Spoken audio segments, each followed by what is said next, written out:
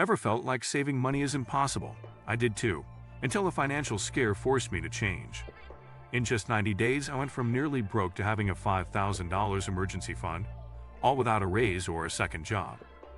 No gimmicks, no lottery wins, just smart planning, tough choices, and a few powerful habits that anyone can follow. This is the step-by-step story of how I built a financial safety net from zero, and how you can too. Today we will talk about how I built a $5,000 emergency fund from scratch in 90 days. So before we start, make sure to hit the like button and subscribe to my channel. 1. Starting from zero with a real plan. When I decided to build an emergency fund, I had less than $50 in my bank account and a paycheck that barely covered rent. I knew $5,000 in 90 days sounded impossible, but I started by setting a real plan. First, I calculated exactly how much I needed to save per week, about $417. I broke it into daily savings goals of roughly $14. This made it feel more manageable. I'd also listed all my fixed and variable expenses to find hidden savings opportunities. I then set up a separate online savings account with no ATM card to keep temptation away.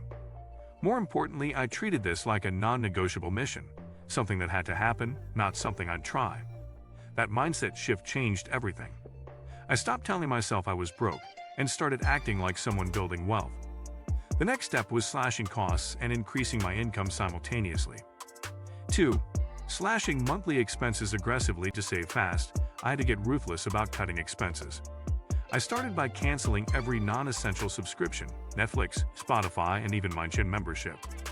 I worked out using free YouTube videos and ran outside. I switched to a cheaper phone plan that cut my bill in half. Grocery spending was a big one. I meal prepped all my food, skipped eating out, and relied on rice, beans, eggs, frozen veggies, and bulk purchases. I also called my internet provider to negotiate a lower rate, which surprisingly worked. I paused all online shopping and removed my saved card from every site. I tracked every penny in a spreadsheet. Seeing how much I was spending on random coffees and snacks was shocking. That awareness helped me cut out mindless spending. I also sold unused items around the house, old clothes, gadgets, and furniture, netting a few $100s. Every dollar I saved immediately went into my emergency fund account. 3. Finding extra income on the side. Cutting costs helped, but to hit $5,000 in 90 days, I had to boost my income. I looked for ways to make money fast and without startup costs. First, I picked up gig work through apps like DoorDash and Uber Eats. I committed to driving 3 evenings a week and on weekends. This alone brought in about $200, $300 weekly. Next, I started freelancing on Fiverr, but offering writing and editing services. I had no formal experience, but I built a basic profile, priced my services competitively, and slowly picked up gigs. Within the first month, I earned $500. I also signed up for paid survey sites like Swagbucks and User Testing. They didn't make me rich, but they helped me pull in $5, $10 per day during downtime. I listed items for neighbors on Facebook Marketplace and charged a 10% commission. Every side hustle dollar went straight into my savings. 4. Automating savings for discipline. Automation was the key to consistency. As soon as I started earning extra money, I set up automatic transfers to my emergency fund every 3 days. This way, I didn't have to rely on willpower. I used a separate online savings account with no debit card and no quick transfer option to checking. This account had one job: hold emergency money and grow it. I treated those auto transfers like a bill, just as important as rent. Every time I got paid from side gigs or work, a chunk of that income would be automatically moved. I even set calendar reminders to review my progress every Sunday. That weekly check-in kept me motivated and gave me a chance to adjust my plan. When I saw the balance grow from $50 to $500 to $2,000, it became addictive. I began to find even more creative ways to save and earn. 5. Saying no without guilt. During this 90-day sprint, I had to say no more than ever before. No to brunches, nights out, gifts, and spontaneous shopping. At first, I felt awkward declining invites or splitting bills differently. But I learned to say I'm on a savings challenge right now with pride. Surprisingly, most people respected it. I'd also reminded myself that saying no now meant saying yes to freedom later. I kept a why list taped to my wall. Reasons I was building this fund: peace of mind, less stress, no more borrowing in emergencies. That list kept me focused when temptation struck. I also stopped comparing myself to others. Just because friends could afford $100 dinners didn't mean I had to. I created free fun alternatives, game nights at home, nature walks, and library visits. This challenge taught me that many social habits are just expensive defaults. Once I broke free from them, I felt more empowered. 6. Tracking every dollar without fail. I kept a daily spreadsheet tracking every dollar I earned and spent.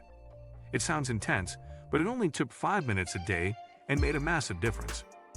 I used categories like essential expenses, side income, savings deposited, and impulse spending. This real-time accountability helped me spot patterns. For example, I noticed I spent more on weekends, so I adjusted my behavior accordingly. I even printed out a visual thermometer to track my progress toward $5,000. Watching it fill up week by week gave me a dopamine boost. I also shared my goal with 2 close friends who checked in on me weekly. That social pressure helped. My spreadsheet wasn't fancy. It was a simple Google sheet, but it showed me where every cent went. It also made me feel in control. Before this, my finances felt like a fog. Now, I had clarity. I even started tracking emotional spending triggers, stress, boredom, or peer pressure. Understanding why I spent helped me stop unnecessary purchases. 7. Using windfalls and bonuses wisely. During those 90 days, I received unexpected money, a tax refund, a small work bonus, and a birthday cash gift from family. In the past, I would have blown it on new clothes or gadgets. But this time, I treated every windfall like rocket fuel for my emergency fund. I immediately transferred the full amount into savings. I had a rule. If it wasn't planned income, it went straight to the fund. I also used cashback rewards from credit cards, used responsibly, and PayPal offers to add extra dollars. Small rebates or discounts I received were treated as savings, not spending opportunities. When I sold items, I resisted the urge to reward myself with the money. Instead, I remembered my bigger goal. Windfalls are rare, and most people waste them. But if you apply them strategically, they can fast-track your progress. This mindset shift from consumer to builder was huge. 8. What changed after saving $5,000? Reaching $5,000 changed more than my bank balance. It changed me.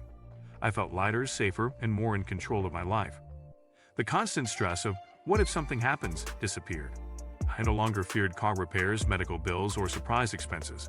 That peace of mind was priceless. But even more importantly, I proved to myself that I could set a big financial goal and crush it, without a 6-figure income or lucky break. I realized how powerful habits, systems, and discipline are. I also built skills, budgeting, negotiating, hustling, that I now use in other areas of my life. Today, that emergency fund sits untouched, and I've started investing regularly. I no longer live paycheck to paycheck. I live with purpose.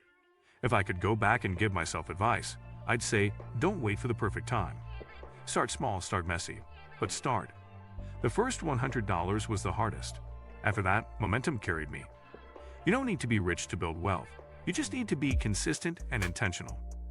If you like this video and would like to see more like it, please give it the thumbs up. Leave a comment and click the button to subscribe.